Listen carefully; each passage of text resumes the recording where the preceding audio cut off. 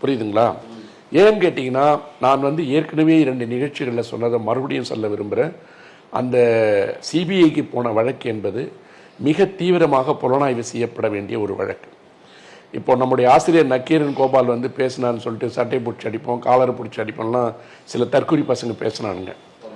அவன் வந்து அமைதிப்படை அமாவாசையை விட 2 பங்கு 3 பங்கு அமாவாசைன்னு சொல்லிட்டு அவன் சொந்த மைத்து நிறைய பேட்டி கொடுக்குறாரு.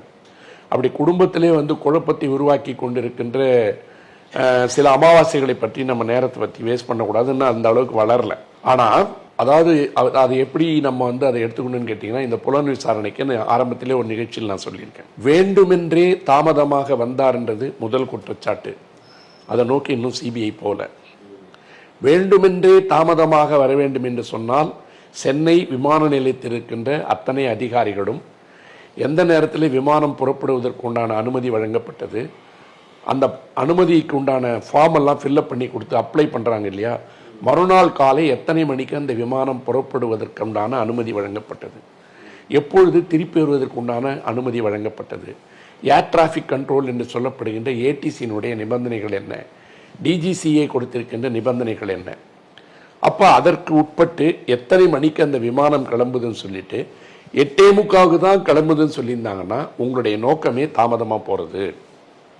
இதை நோக்கிய புலன் விசாரணையை 15-20 நாட்கள் தமிழ்நாடு காவல்துறையிலிருந்தும் கூட சென்னை விமான நிலையம் சம்பந்தப்பட்ட அதிகாரிகளை விசாரிக்கவும் இல்லை, அவர்களுக்கு சம்மனும் போல.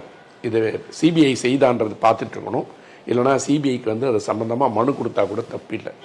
ரெண்டாவது, அதன் காரணமாக எல்லா ஊர்லேயும் கூட்டம் நடந்துட்டு இருக்கும்போது 2 முக்கியமான கேள்விகள். ஒன்று, நக்கீரன் எழுப்பிய கேள்வி வந்து இது படப்பிடிப்பு, பரப்புரை அல்ல அப்படின்னு சொல்லும்போது அதற்கு சில சான்றுகள் கொடுக்கப்பட்டது. ஆனால் நான் என்ன வந்து என்னுடைய என்ன சொல்கிறது இணைய வழி குற்றங்கள்லாம் வந்து பேசிகிட்டு இருக்க காரணத்தால் சைபர் கிரைம் ஆராய்ச்சியின் வழியாக பார்த்தாலும் கூட இன்றைக்கு அந்த சட்டப்படி கரூரில் மாலை 6 மணிக்கு மேல் பறக்க விடப்பட்ட 60-65 ட்ரோன்களுக்கு அனுமதி கொடுத்தது யார்? மாலை 6 மணிக்கு மேல் ட்ரோன்கள் பறக்கக்கூடாது என்ற சட்டப்படி இருக்கின்ற விதிமுறைகளை மீறியது எப்படி?